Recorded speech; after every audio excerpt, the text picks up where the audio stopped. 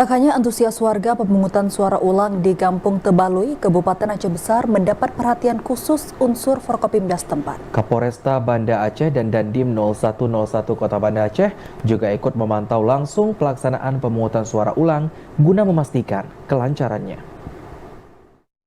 Kapolresta dan Komandan Kodim 0101 Kota Banda Aceh, Letkol CZI Widya Wijanarko, memantau langsung pelaksanaan pemungutan suara ulang di Kampung Tebalui, Kecamatan Darul Kamal, Aceh Besar pada Sabtu pagi.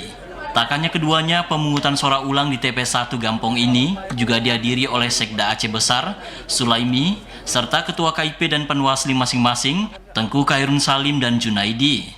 Kapolresta Banda Aceh Kombes Pol Fahmi Irwan Ramli menyampaikan terima kasih atas partisipasi semua pihak hingga terlaksananya proses PSU yang aman. Fahmi juga menyampaikan terima kasih atas partisipasi warga yang dinilai tinggi untuk melakukan pemungutan suara ulang.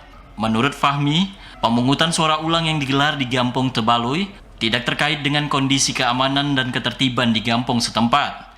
PSU dinilai terjadi akibat kesalahan tata cara pemilihan saat pemungutan suara di TPS 1 Kampung Tebalui 14 Februari lalu.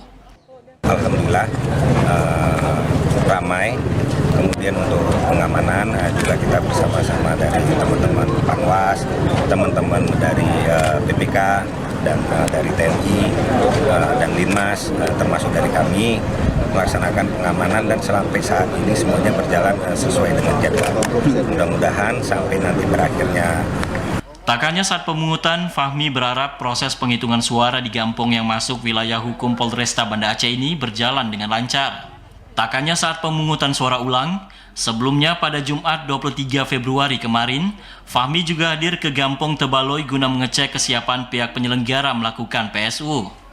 Dari Aceh Besar, Arman Konadi, TVRI melaporkan.